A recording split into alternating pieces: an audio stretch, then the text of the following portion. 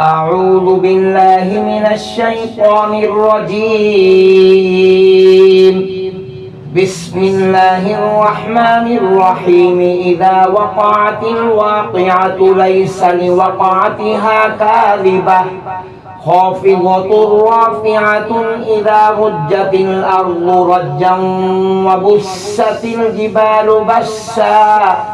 فكانت هباء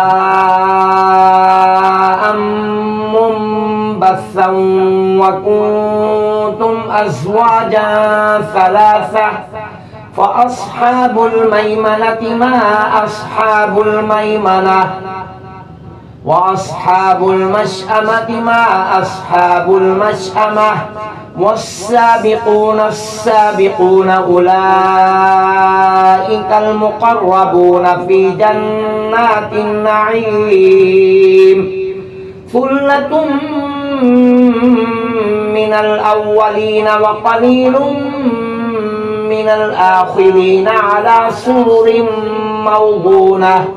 متكئين عليها متقابلين يطوف عليهم ولدان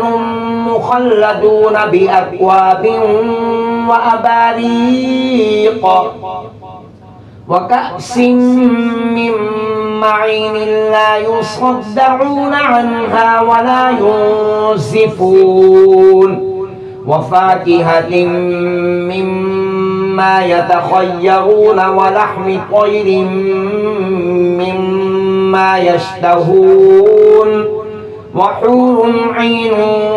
كأمثال اللؤلؤ المكنون جزاء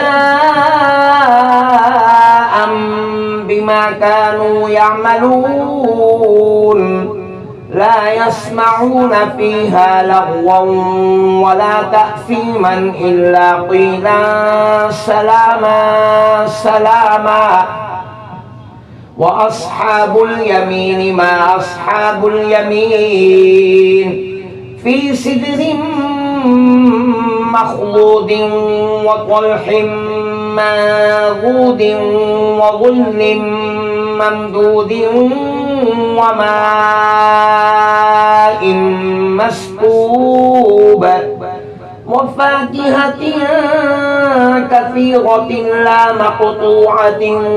ولا ممنوعة وفرش مرفوعة إنا أنشأناهن إنشاء فجعلناهن أبكارا عربا أترابا لأصحاب اليمين ثلة من الأولين وثلة من الآخرين وأصحاب الشمال ما أصحاب الشمال في سموم وحميم وظل من يحموم لا بارد ولا كريم إنهم كانوا قبل ذلك مترفين وكانوا يصرون على الحنث العظيم وكانوا يقولون أإذا متنا وكنا ترابا وعظاما أإنا لمبعوثون أو آباؤنا الأولون قل إن الأولين والآخرين لمجموعون إلى ميقات يوم معلوم ثم إنكم أيها الضالون المكذبون لآكلون من شجر من زقوم فمالئون منها البطون فشاربون عليه من الحميم فشاربون شرب الهيم هذا نزلهم يوم الدين نحن خلقناكم فلولا تصدقون أفرأيتم ما تمنون أأنتم تخلقونه أم نحن الخالقون نحن قدرنا بينكم الموت وما نحن بمسبوقين على أن نبدل أمثالكم وننشئكم فيما لا تعلمون ولقد علمتم النشأة الأولى فلولا تذكرون أفرأيتم ما تحرثون أأنتم تزرعونه أم نحن الزارعون لو نشاء لجعلناه حطاما فظلتم تفكهون إنا لمغرمون بل نحن محرومون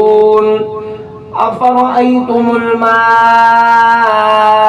الذي تشربون أأنتم أنزلتموه من المزن أم نحن المنزلون